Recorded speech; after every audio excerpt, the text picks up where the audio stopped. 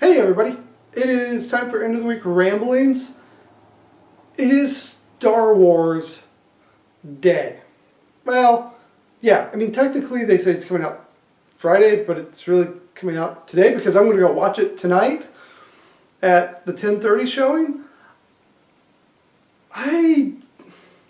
Here's my thing with Star Wars. Let's look at the whole Star Wars episodes. Episode 1, horrible writing. Episode 2, just as bad. Episode 3, oh, almost got there. And then you've got 4 through 6, which were bad acting, but better writing. But then you got the Ewoks in 6. And I hated the Ewoks. A lot of people love the Ewoks. Like, oh, we love the Ewoks. We love the Ewoks. They're nice little furry guys, and they're running around. I hated the Ewoks. Thought they were... No, I take that back. They were not as bad as Jar Jar Binks. Jar Jar Binks was the worst, most horrible character ever introduced to the Star Wars realm. But I'm still excited to go watch it. I'm excited to see if it's going to be as good as the hype. I don't think it is. I really think it's going to be a good movie. I don't feel that it's going to be this awesome, epic, the greatest Star Wars movie of all time. Although, let's be honest, to be the greatest Star Wars movie of all time may not be as hard as one thinks. But we'll wait and see. We're looking at supposedly 30 years in the future after episode 6. So we'll see how good it is. It could be really great. It could blow me away. I'm debating on whether or not to do a separate video after I watch it.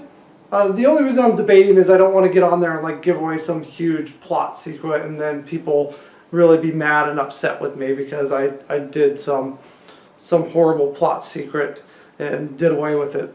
So that's kind of why I'm debating on whether or not to do it. I may get on there and tell you what I liked or disliked, but I'm excited about that. Other than that, it's not been a bad week. It's been a good week. I've got to work the weekend at my job. So, well, I mean, I work every Sunday, but I've got to work Saturday at my other job outside of the church. So this happens about once a month. It's happening twice this month because we traded a lot. And that's not bad, actually. So I kind of like got off vacation, worked 4 days, got a day off, then work again. And then next week's Christmas. So I've only got to work 4 days next week because of Christmas. So I work 3 days, get 2 days off, work another day. So not bad. Not a bad way to come off vacation week. What else is going on? We've got Star Wars. We got the debates that happened. The Republican debates went on. And from what I can tell, from what I see, what I read, depending on who you watched or who you listened to, and depends on who you think really won. I heard good things about everybody. So it seems like it's a wash. Nobody really won except maybe Jeb Bush could have gained some really big points in it. He kind of stood up to Donald Trump, and so we'll wait and see. I honestly kind of feel, and I'm no political expert, but then again, those who are political experts don't seem to be doing much of anything. So as far as they don't seem to know what's going on, but I seem to feel like the big race right now is between Cruz and Rubio. I just don't feel like Trump is going to carry throughout. I feel like at some point the bottom's going to drop. And that bottom could be when it's time to vote. And people are like, do I want this guy in? Do I not? He kind of blusters. He doesn't really seem... Because he, like in that second hour of the debate, he really didn't seem to know the finer points. So, we'll see. I could be wrong. What else? What else? We have all kinds of stuff. But I am... Like, to you Star Wars geek people out there who just love it, don't be disappointed in the movie if it's not what you think it's going to be. Don't cry at the end and you said this could have been so much better. Go and enjoy it for what it is. It's going to be as far as I'm concerned, it's going to be like awesome as far as special effects and all of that. I mean, we kind of look at episodes 1 through 3 and you can see the CGI through all of it. And I kind of feel, and I hope that J.J. Abrams doesn't, I hope he goes back to doing some of the better, not so CGI kind of effects. Because to me the CGI, as much as it's great in some areas, it's overused. We look at Lord of the Rings. No, go to The Hobbit, not Lord of the Rings. The Lord of the Rings versus Hobbit special effects is night and day. The Hobbit used CGI where CGI didn't even need to be used. And you could just tell, like if you've got a good TV or if you're watching the Blu-ray on high def television, you could see the CGI. You could see the armies that are actually just CGI, and that's where like Lord of the Rings, they went through the painstaking effort of making a lot of the things and used very little CGI, and I thought that is why Lord of the Rings was so much better than The Hobbit. And The Hobbit had a lot of things that I liked and disliked about The Hobbit. I liked the movie. The movies are never going to be as good as the books. The books will always be better. They will always trump movies. End of story. So I don't go into any movie that's been made into a book and say, oh, this, Hunger Games books way better than the movies, but the movies were good. I enjoyed the movies. We've got a week until Christmas. I'm going to say it one last time. Parents, don't lie to your children. Tell them the truth. And you know what I mean. You know what I mean. Because later on in life, you're going to want to tell them something that's really important. And they're going to be like, Mom and Dad lied to me in the past. Probably shouldn't trust them. So tell your kids the truth about everything. That includes Easter. Tell them the truth. This is the first Christmas Eve. I've got Christmas Eve off. I don't normally get it off, but I've got it off, so that's fine. I get to go to my in-laws. Well, it is my in-laws, but it's my grandparent in-laws and Autumn's dad side of the family will be there, and that'll be fun. Then Christmas Day, we're going to be at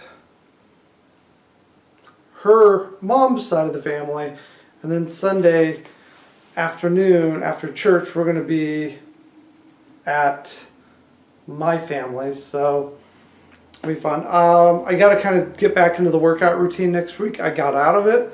I've been out of it. I'm really in horrible shape, so I need to get back in shape. I need to get back into doing Insanity Max 5 days a week, so I hope to do that next week. Hope to kind of get some new routines going in the morning. I got in this habit of getting up in the morning, making coffee, sitting there reading or watching the news, and I need to kind of get in the habit of getting up, working out, showering, then getting my coffee, doing the reading that I want to do. Mornings can be very productive. Like if you're a morning person, you know how productive mornings can be.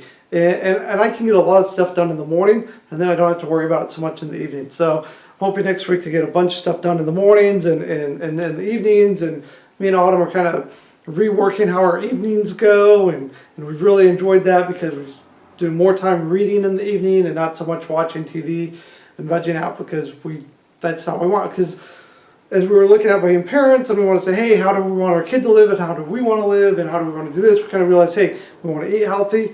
We want our kid to value education and to value reading. And right now we're not doing either. We're not eating that healthy, so we're trying to eat healthier. Woohoo!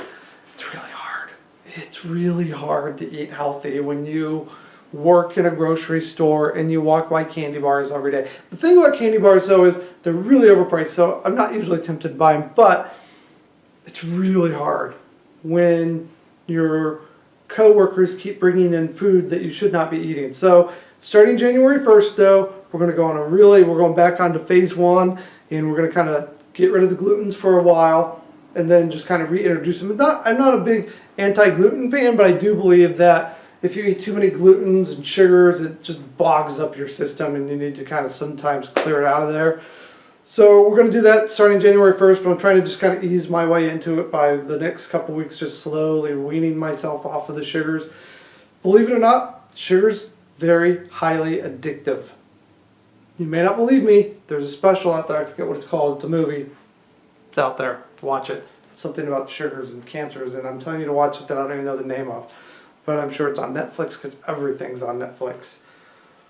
Oh, we finished Jessica Jones. I don't know if I talked about this. We watched the Jessica Jones series on Netflix, and I thought it was pretty good. I enjoyed it. It's not a family show. Don't get the kiddos and say, hey, we're going to watch this. No, bad idea.